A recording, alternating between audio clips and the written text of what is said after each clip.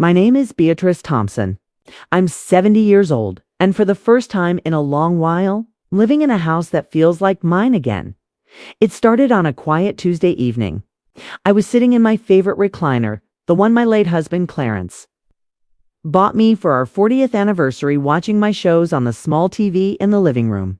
The house smelled of fried chicken I'd made earlier, and the windows were cracked open to let in the Georgia breeze. This was my time.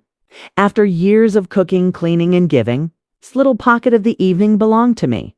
The front door burst open like someone had kicked it. My daughter Keisha walked in first, arms full of shopping bags from the mall. Behind her came her husband, Marcus, my son-in-law of 8 years, striding in like he owned the place. He always did that. Walked heavy, talked loud, expected the world to move out of his way. I didn't say anything, just kept watching my program. Marcus stopped right in front of the TV, blocking the screen. He looked at me like I was furniture that had been left in the wrong spot. "Turn that off, old lady," he said, snatching the remote from the arm of my chair. "I got the basketball game coming on. This living room is for family time now. Go sit in your room if you want to watch that mess." The screen went black. I felt the air leave the room. Not from anger, not yet. From something colder. Recognition. Keish stood in the doorway between the kitchen and living room, bags still in her hands. Her eyes dropped to the floor the second Marcus spoke. She didn't say a word. Not Marcus, that's my mama. Not don't talk to her like that. Nothing. That silence from my own child hurt worse than his words. I looked at her, waiting, hoping. Mothers always hope. She shifted the bags and mumbled, "Mama, it's just the game." Marcus was already sprawling across my couch kicking off his shoes. Cracking open a beer from my fridge, I stood up slowly. My knees popped, but my voice was steady. I took my house keys from the side table, slipped them into my pocket, and walked to the front door. "Where you going, Beatrice?" Marcus called out with a laugh. "Don't stay out too late. Streets ain't safe for old folks." I didn't answer. I just closed the door behind my quiet, firm and locked it from the outside. They didn't know it yet, but that click of the lock was the sound of everything changing. The house on Maple Street in Macon, Georgia, has been in my family since 1978. Clarence and I bought it with his VA loan after he came back from Vietnam. 3 bedrooms, 1.5 baths, big magnolia tree in the front yard. I paid it off in 2009, the year before cancer took him. When Keisha got married and Marcus lost his job at the plant, I did what mamas do. I opened my door. "It's temporary," they said. 6 months tops. 8 years later, they were still here. No rent, no help with bills. Marcus worked odd jobs when he felt like it. Keisha did hair from home, but half her earnings went to nails, weaves. And whatever Marcus wanted, I paid the mortgage until it was paid off. The lights, the water, the cable with all the sports packages, the groceries. I cooked. I cleaned. I stayed quiet when Marcus yelled. I shrank myself smaller and smaller so they could feel bigger.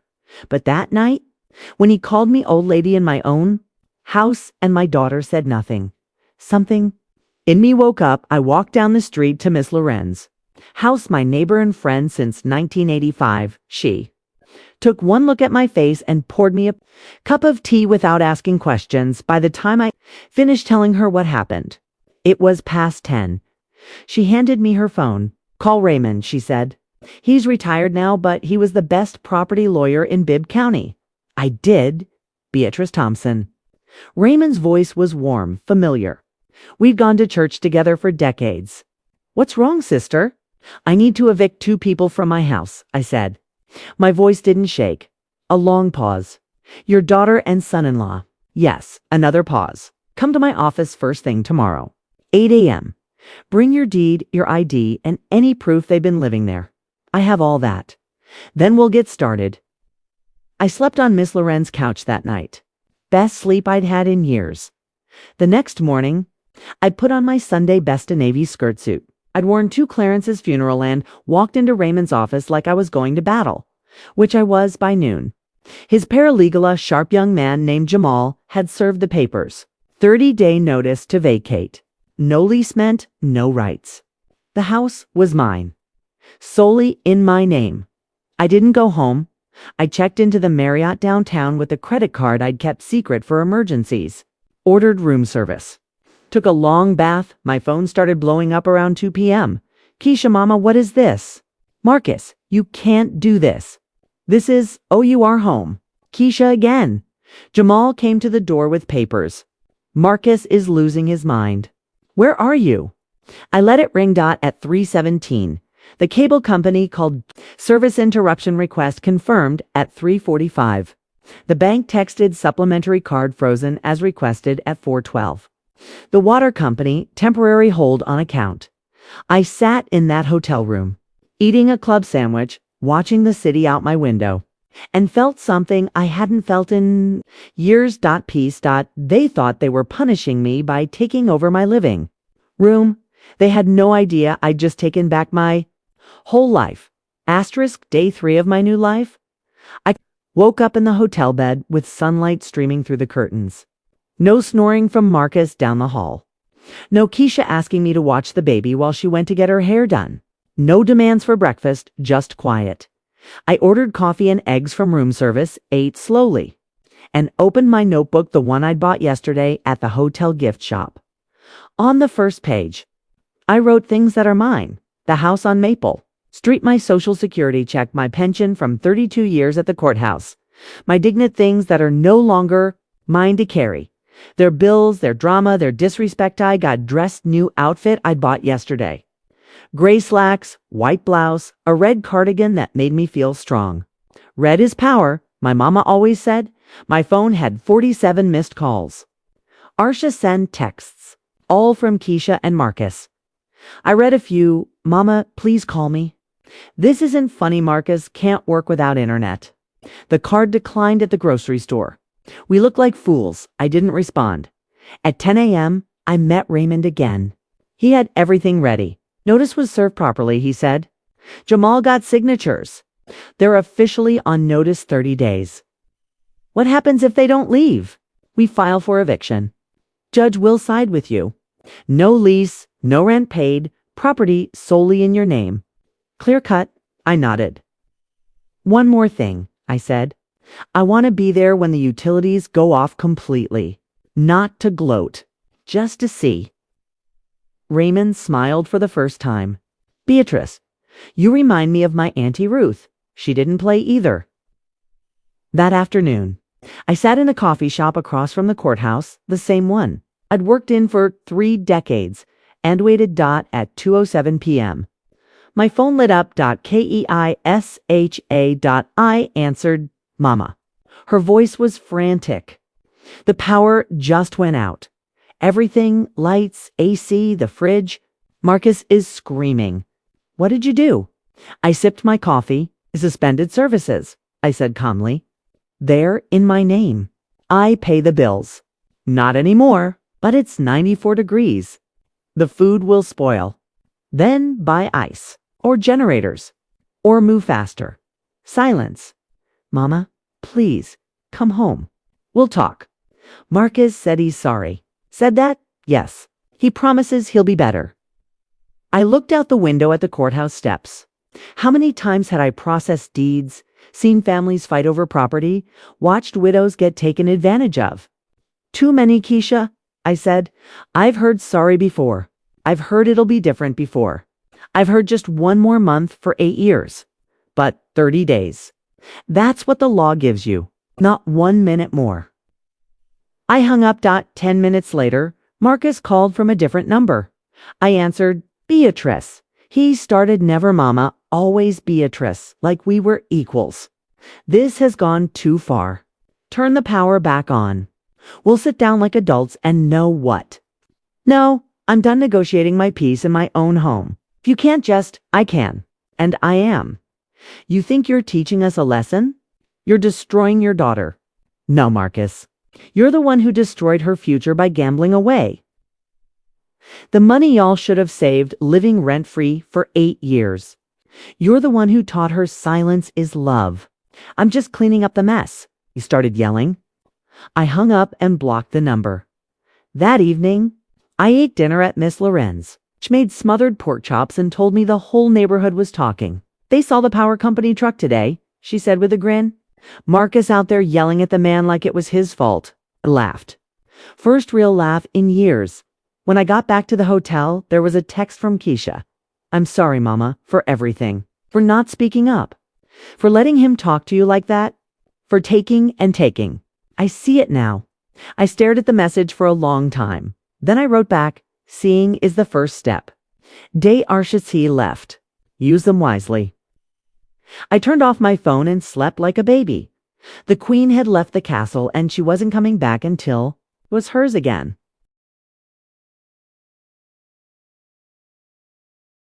Day 10. I was sitting in the hotel cafe eating grits and bacon when my phone rang. It was Keisha, I answered. Mama, she said, her voice low, like she was whispering. Can we meet? Just you and me. No, Marcus, I thought about it. 10 days of silence from my end had done something. I could hear it in her tone where, that little park on Pionono Avenue, the one with the benches by the fountain. Noon. I'll be there. I arrived early. Wore my red cardigan again. Powercolor.keisha showed up looking like she hadn't slept in days. Hair in a messy ponytail. No makeup, wearing old sweats. She carried 2 sweet teas from the corner store. We sat on a bench facing the water fountain for a long time. Neither of us spoke. Finally, she said, Mama, I've found the statements. I waited. Marcus had me sign some papers years ago. Said it was for taxes. I trusted him. Turns out he took out loans in my name too. Credit cards. Car title loan. Over $40,000 in debt. All while we lived rent-free in your house. I nodded slowly.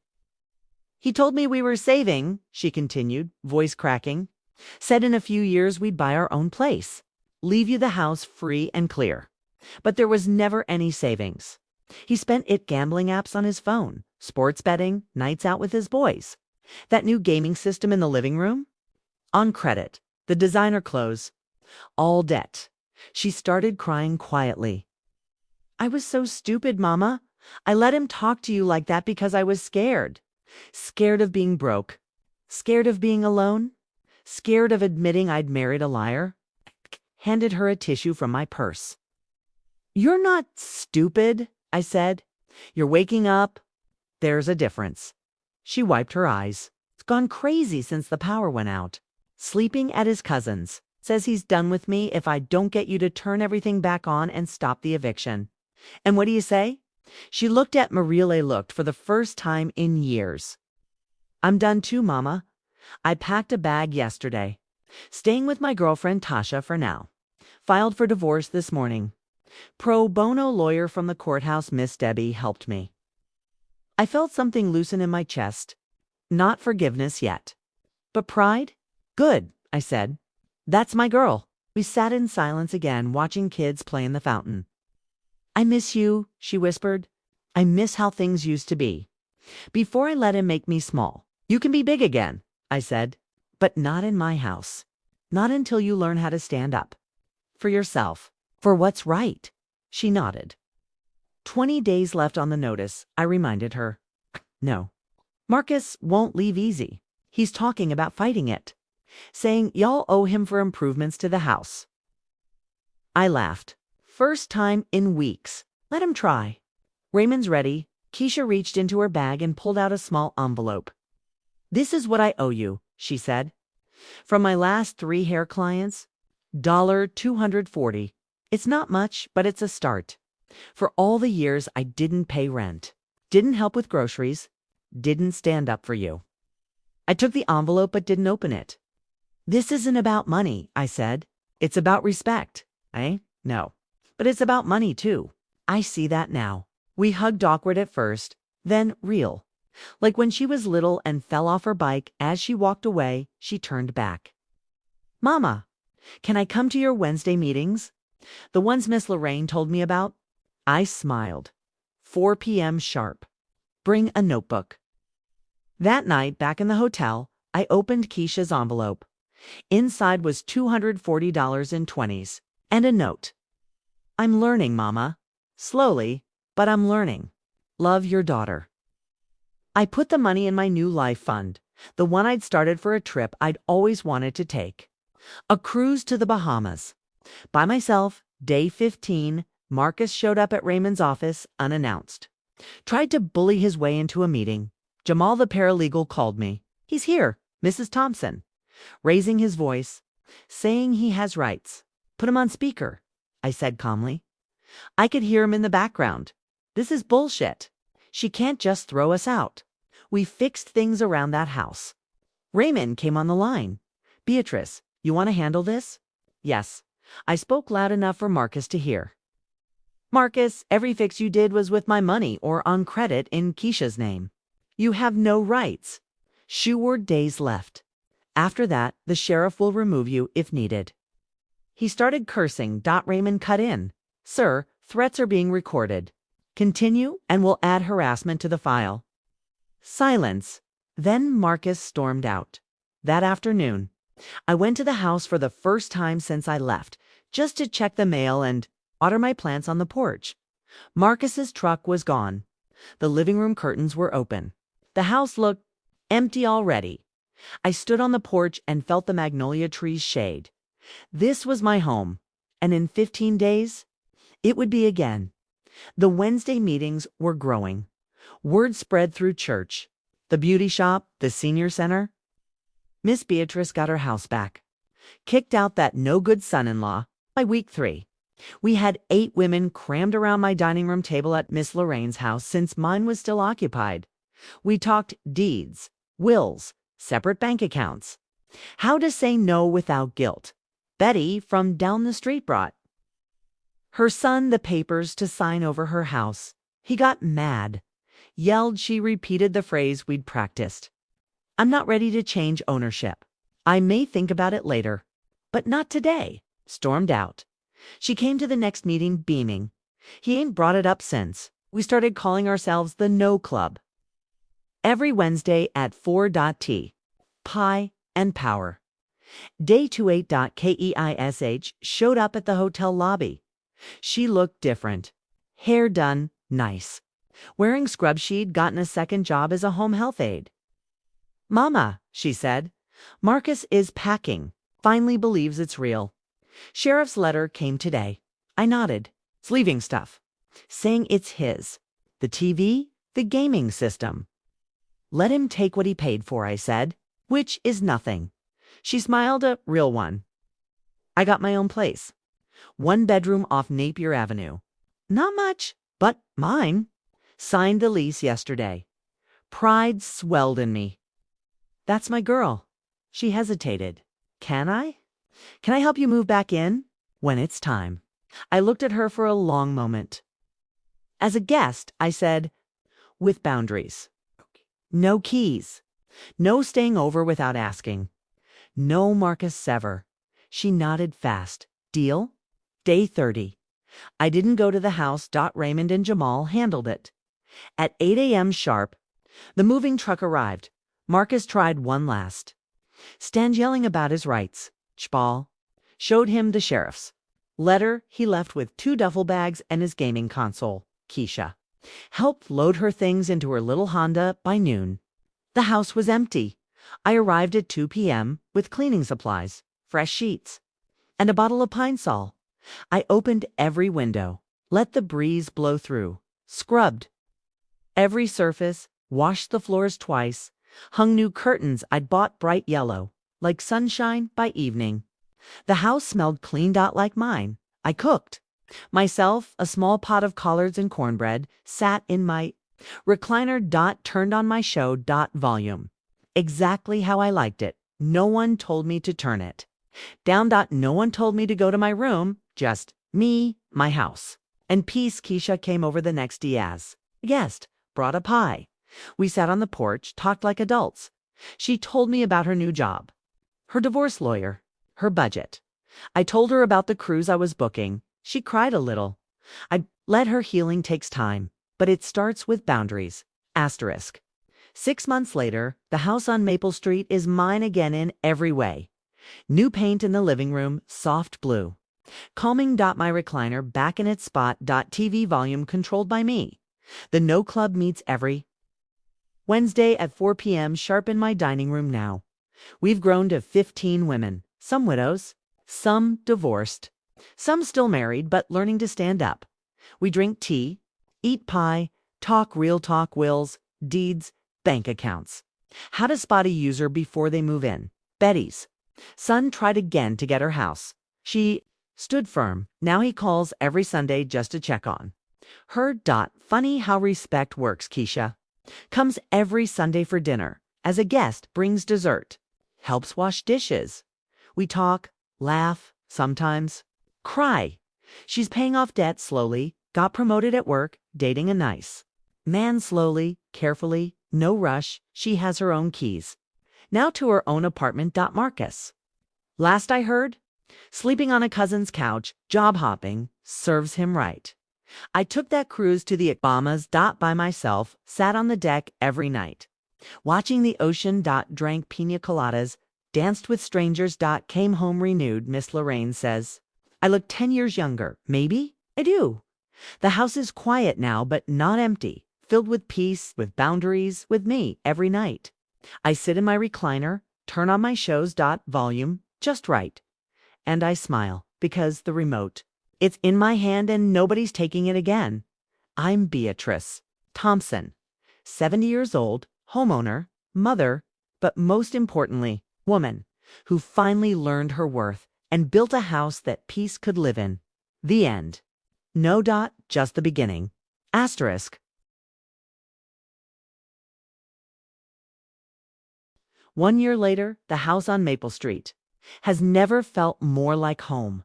The walls are painted soft peach in the dining room, my favorite color now. New curtains flutter in the breeze. My recliner sits exactly where I want it, with a small table beside it for my tea and remote. The TV is mine. The volume is mine. The quiet is mine. But the house isn't silent. It's full of chosen voices. Every Wednesday at 4 p.m. sharp, the dining room table is crowded with strong women. The No Club has grown to 22 members. We have notebooks, folders, and a pot of coffee that never runs dry. We talk about everything. How to spot financial abuse before it starts, why a will is love, and a deed gift is often regret. Separate bank accounts aren't distrust there. Self-respect. How to say no without apology. We've helped 6 women protect their homes in the last year. 3 more filed for divorce. 2 started businesses. Betty's son finally backed off. Now he calls every Sunday to check on her hand. Brings groceries. Keisha is thriving. She comes over every Sunday for dinner. As a guest, her apartment is small but paid for with her own money.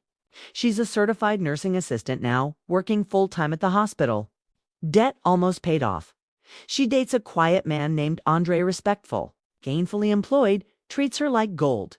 No rush to marry again. She brings pie. We sit on the porch, talk about life. Mama, she said one evening as the sun set over the magnolia tree, I used to think love meant giving everything, even yourself, and now I know love means having boundaries and teaching people how to treat you. I nodded. You taught me that. No, life taught you. I just stopped cushioning the lesson. We laughed. She helps with the No Club sometimes. Shares her story. Younger women listen wide-eyed. My own mama could stand up at 70, she tells them. You can stand up at 30 or 40 or whenever you're ready. I took that cruise again this year. Bahamas. Then added Jamaica, sat on the deck every night. Stars above, ocean below. Danced with a handsome widower from Atlanta. Just danced. Nothing more. Came home with seashells and stories. Miss Lorraine says, I glow now. Maybe I do, Marcus. Heard he's bouncing between couches and odd jobs. Tried to hit Keisha up for money once. She blocked him. Good girl. The house is paid off. Utilities in my name only. Bank accounts separate. Will updated. Everything goes to Keisha and my grandbaby when she has one someday. But only if they earn it with respect. No more open doors for users. I started a garden out back. Tomatoes, collards, okra. Clarence always wanted one. Every morning I sit on the porch with coffee.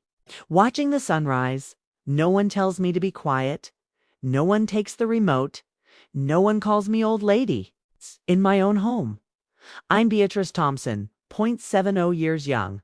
Homeowner, mother, grandmother, -2-B. Maybe founder of the No Club. Woman who. Learn it finally that peace isn't given. It's taken. One boundary at a time. One no at a time. One reclaimed. Living room at a time. And if you're reading this, watching this, sitting in your own green recliner, shrinking yourself small for people who should love you big, hear me, it's not too late. You're not too old. Your house is yours. Your life is yours. Your peace is yours too. Claim. Stand up. Take your keys. Lock the door behind you if you have to. The world is wide. And on the other side of no is a life you never knew you could have. Full volume. Full heart. Full you. My name is Beatrice Thompson, and this is my house. This is my story. This is my peace. And nobody's taking it again. Thank you for listening to my story. If it touched you, if it made you think, if it gave you even a spark of courage, hit that like button. Subscribe for more stories of strength, and share it with someone who needs to hear it. We're all out here learning to say no, so we can finally say yes to ourselves. Sharp. The tea will be hot, the truth will be served, and the door, it's open for those who knock with respect.